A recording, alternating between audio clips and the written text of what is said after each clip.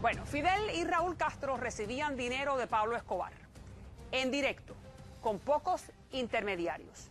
Eso es lo que dice Popeye, la mano derecha de Pablo Escobar. Nunca antes nadie lo había dicho tan claro ni con tanto conocimiento de causa. Desde los 70 muchos lo han venido diciendo, pero nadie ha podido comprobarlo, que los hermanos Castro estuvieron involucrados en el narcotráfico. Hoy un alto oficial de la escolta de Fidel Castro está con nosotros. Se llama el teniente coronel Juan Reinaldo Sánchez. Era un hombre de extrema confianza de Fidel, a tal punto que le llevaba el diario personal de Fidel Castro. Y Sánchez dice que él sí oyó hablar del tema del narcotráfico. Pero antes vamos a escuchar a Popeye para que usted vea lo que Popeye dice.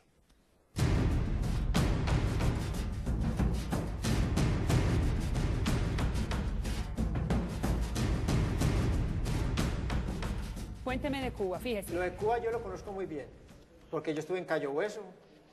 Nosotros encaletamos la cocaína que entraba de Cuba a Cayo Hueso, la encaletamos en Kendall, en Hialeah, en Boca Ratón, que usted sabe que en Boca Ratón pues, es el barrio de los ricos de Miami. Sí.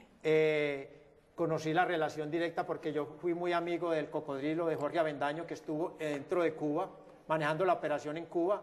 ¿Quién es Jorge Avendaño? Jorge Avendaño era el enviado de Pablo Emilio Escobar Gaviria a la isla de Cuba. ¿Y con quién hablaba Avendaño? Realmente hablaba directamente con Raúl Castro y Raúl hablaba con su hermano Fidel. ¿Y cómo usted sabe que Avendaño, que era el emisario de Pablo, hablaba con Raúl? ¿Cómo usted lo sabe? Porque era una operación directa entre Pablo, Raúl y Fidel, de ahí no se podía salir. ¿Y cómo usted sabe eso? Porque usted es una de las pocas personas que queda viva, que sabe la relación entre Cuba y Pablo. Como yo estuve en Cayo Hueso recibiendo la cocaína, después cuando yo regreso a Colombia, yo era muy amigo del cocodrilo, y el cocodrilo me pregunta a mí qué problemas hubo en Cayo Hueso, porque como ellos tuvieron un problema delicado a raíz cuando ya las autoridades norteamericanas descubren la cocaína, y yo hablo con el cocodrilo me dice a mí de que él habla directamente con Raúl, porque Raúl era el jefe del ejército y era el que proveía la gasolina, recibía las aeronaves que llegaban de México y habían unos vuelos que eran de Colombia.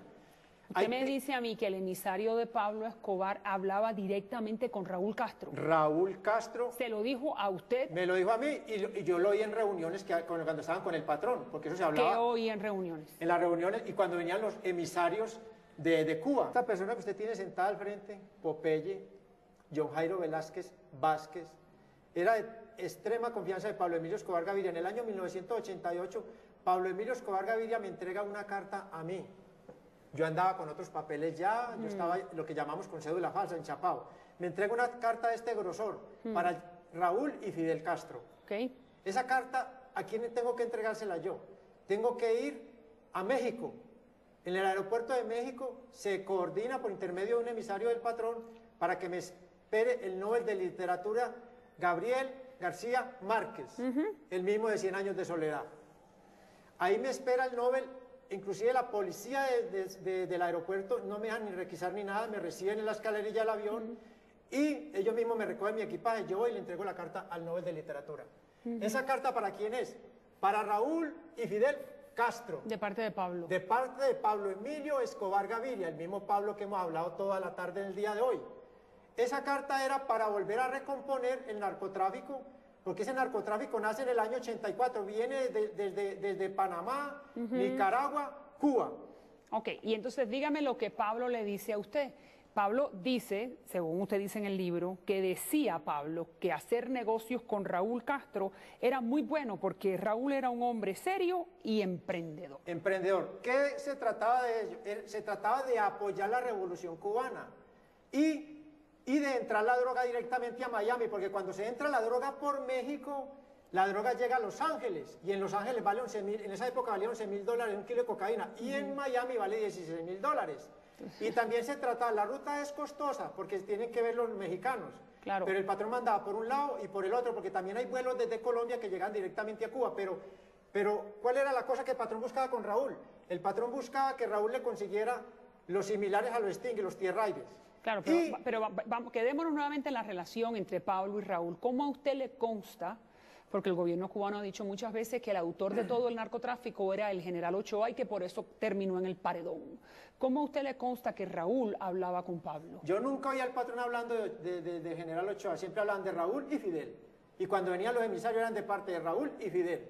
Y no creo que hayan dos Raúl y dos Fidel Castro Rus Entonces usted nunca oyó hablar del general Ochoa. No, solo hablaban de Raúl y Fidel, era lo que se hablaba ahí. El general Ochoa lo manejaba era Raúl, que ese era el puente para ellos manejarlo.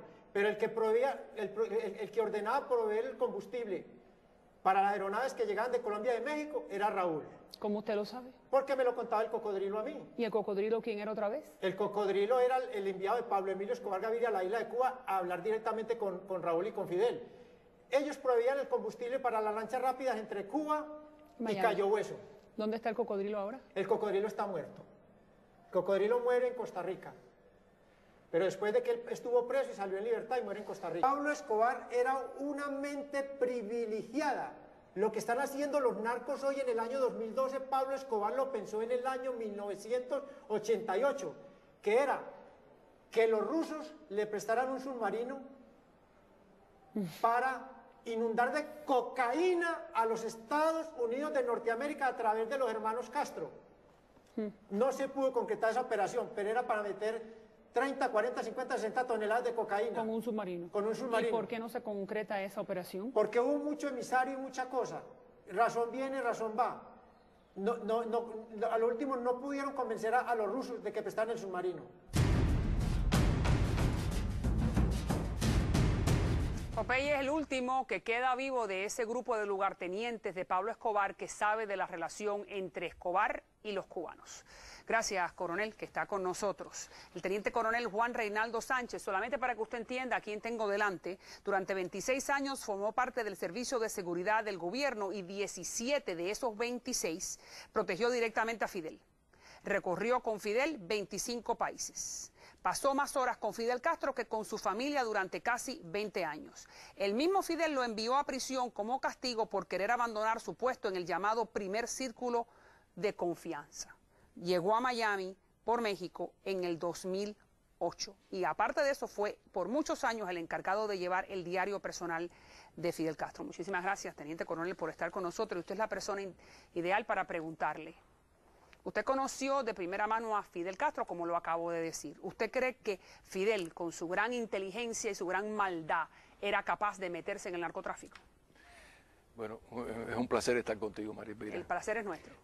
Sí, incluso yo tengo la certeza, porque oí una conversación entre Fidel y el ministro hablante, de que Fidel era el que estaba dirigiendo la droga, todo este endamiaje de la droga en Cuba, como Raúl también estaba dirigiendo otra parte. Ahora, es bueno ver y hablar sobre cómo estaba estructurado este sistema de mando en esta operación de la droga, porque Fidel estructuró esto como si fuera una pequeña célula del movimiento 26 de julio.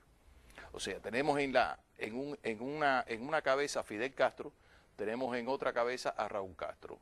Fidel Castro atendía directamente a Abrantes, que es la conversación que yo oí en Palacio, que te la voy a contar después. Y Raúl atendía directamente a Ochoa. Entre Fidel y Raúl sí había comunicación. Pero Abrantes dirigía a todos los demás del Ministerio del Interior, lo que sea Tony de la Guardia, Padrón, etcétera, quién era Abrantes, para el hermano latinoamericano que no sabe quién es. Claro. Abrantes era el ministro del Interior en aquella época, que fue por muchos años jefe de la escolta de Fidel. Fidel lo manda a los órganos de seguridad y de ahí, después que sale Ramiro, creo, en su segundo mandato, asume la dirección del Ministerio del Interior. Y Abrantes está en su puesto, en este puesto que usted me dice, en el momento que Pablo Escobar está en Colombia dirigiendo el cartel de Medellín. Claro, él está y las fechas coinciden. Sí, él está en funciones en esos momentos.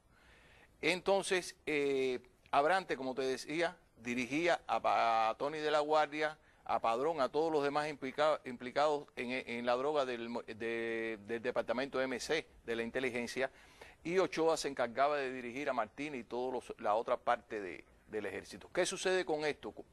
Que hay que decirlo, ¿no? De una manera muy inteligente, cuando se da todo el proceso de la causa 1 del 89, lo primero que hace Fidel y Raúl Castro es descabezar el hilo que los une con estos implicados de la droga.